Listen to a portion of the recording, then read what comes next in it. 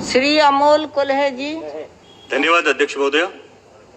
हम सब जानते हैं कि आज हम कोरोना की वैश्विक महामारी से लड़ रहे हैं। हमारे देश में पहला केस 30 जनवरी को पाया गया था। आज 9 महीने बाद क्या परिस्थिति है?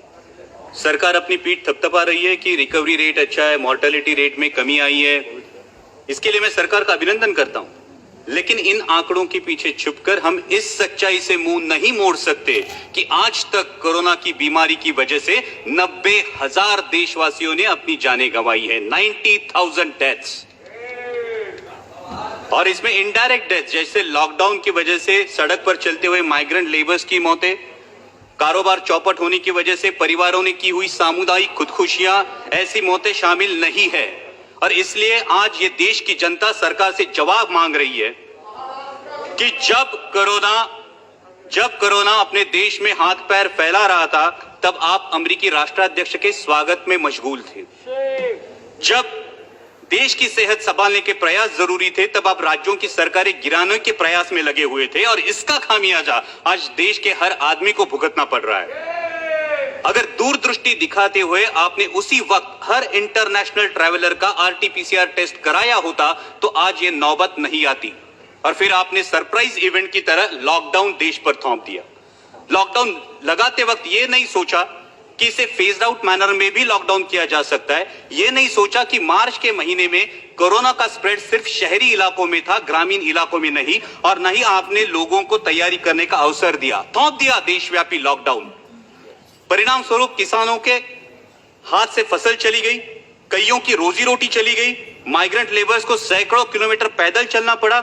लोगों ने बच्चों को बिस्कुट खिलाकर, पानी पिलाकर सुला दिया, लेकिन आप पर विश्वास रखकर उन्होंने उफ तक नहीं की। फिर आपने कहा तालियां बजाओ, हमने तालियां बजाई, थालियां पीटी, घंटानाद किया, शंख ध्वनि किए, दिए भी जलाए, हमने सब किया, आप पर विश्वास रखकर किया। और विश्वास ये था कि सरकार पूरी जिम्मेदारी से कोरोना की रोकथाम करेगी। आज भी oxygen bed, ventilator, ICU bed की उपलब्धि के आंकड़े जोर शोर से बताए जाते हैं अध्यक्ष महोदय, लेकिन वास्तविकता क्या है? आज देश के आम आदमी को हॉस्पिटल में बेड पाने के लिए, ऑक्सीजन बेड, वेंटिलेटर उपलब्ध कराने के लिए दर दर की ठोकरें खानी पड़ती है। कई अभागी देशवासी ऐसे हैं कि जिन्हें रास्ते पर दम तोड़ना पड़ा है। क्या देश ने आप पर विश्वास जताया था, उसका यही फल आपने देश को दिया है?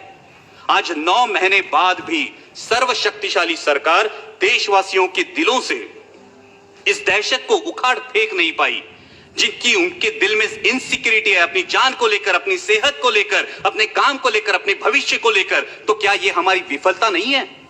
आज कोरोना की मृत्यु संख्या में देश विश्व में दूसरे पायदान पर है अध्यक्ष महोदया, और फास्टेस्ट ग्रोइंग केस लोड में हमने अमेरिका और ब्राजील को पीछे छोड़ के पहला पायदान प्राप्त कर लिया। क्या यह भूषणावह है हमारे लिए?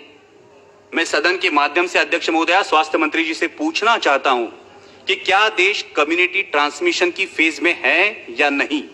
अगर इस सवाल का जवाब हां है, तो सरकार की सब पॉलिसीज फेल हो चुकी है, इसका यह सबूत है। और अगर इस सवाल का जवाब ना है, तो फिर प्रतिदिन 1 लाख के करीब केसेस कैसे पाए जाते हैं? अध्यक्ष महोदया, हमें यह सोचना चाहिए कि क्या हमें पॉलिसीज में बदलाव की आवश्यकता है।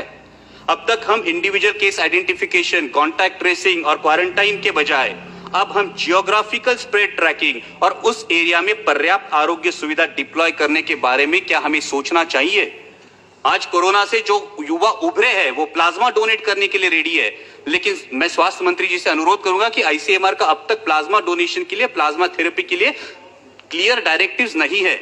वही बात सलाइवरी टेस्टिंग की है, और वही बात औषधों के दरों की है। आज फैबीफ्लू ले लीजिए, आज रेमडेसिविर ले लीजिए, आम आदमी के जेब के पहुंच से ये दवाइयां आज भी बाहर है, इस पे विचार होना चाहिए। दुर्भाग्य की बात तो यह है अध्यक्ष महोदया कि जिन पर हमने कोविड वॉरियर्स करके फूल बरसाए, उनमें से कितने मेडिकल प्रोफेशनल्स की कोरोना से मृत्यु हुई, इसकी भी जानकारी हमारे पास नहीं है। यह दुर्भाग्य की बात है। जब मैं ज्योग्राफिकल डिस्ट्रीब्यूशन की बात कर रहा हूं अध्यक्ष महोदया, तो मैं मेरे साथी सांसद फैजल जी का अभिनंदन करूंगा कि लक्षद्वीप में आज तक एक भी कोविड का केस पाया नहीं गया, इसलिए मैं अभिनंदन करूंगा। लेकिन उसी के साथ जब हम ज्योग्राफिकल डिस्ट्रीब्यूशन की बात करते हैं, तो कोविड से सबसे बाधित राज्य मेरा राज्य है महाराष्ट्र। आज महाराष्ट्र में 22% केसेस है और 37% डेथ्स है। अध्यक्ष महोदय, मैंने अभी शुरू किया है, अभी मैं करेक्टिव मेजर्स पे आ रहा हूं। अध्यक्ष महोदय 2 मिनट दीजिए, सिर्फ 5 मिनट। सिर्फ 2 मिनट दीजिए। और जैसा सांसद अरविंद जी सावंत ने कहा, उस प्रकार से महाराष्ट्र सरकार पूरी तरीके से कोशिश कर रही है, आदरणीय शरद पवार जी के मार्गदर्शन में कर रही है। हमारे स्वास्थ्य मंत्री राजेश जी टोपे आए दिन फील्ड पर है, लेकिन WHO के अनुमान के अनुसार नवंबर दिसंबर में हालात और बिगड़ सकते हैं अध्यक्ष महोदया। और ऐसे में भारत सरकार ने 1 सितंबर से महाराष्ट्र सरकार की ventilators, PPE kits, testing kits, N95 mask, ये मदद पूरी तरह से रोक दी है। हमारे मराठी में कहावत है अध्यक्ष महोदया, आई जेऊ घाली ना आणि बाप भीक मागू देना। ऐसा बर्ताव केंद्र की सरकार महाराष्ट्र सरकार से साथ कर रही है। क्या महाराष्ट्र के रहवासी देशवासी नहीं है? क्या महाराष्ट्र के रहवासियों के प्रति केंद्र सरकार का कोई उत्तरदायित्व नहीं है?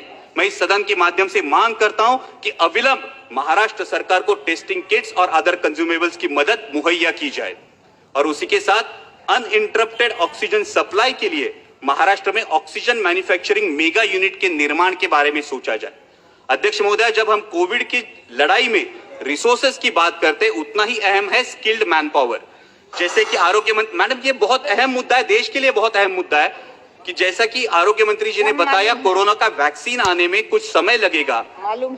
तो इसके लिए हमें सिर्फ 2 मुद्दे, इसके लिए हमें स्किल्ड मैन पावर की जरूरत पड़ने वाली है और इसीलिए जो नेशनल हेल्थ मिशन के रेट्स है, उन रेट्स में आसानी से स्किल्ड मैन पावर उपलब्ध नहीं हो सकती। इसलिए नेशनल हेल्थ मिशन के रेट्स को रिवाइज किया जाए ताकि और ज्यादा स्किल्ड मैन पावर इस कोरोना की लड़ाई में इन्फ्यूज की जा सके और उसी के साथ बहुत बहुत धन्यवाद MCI के माध्यम से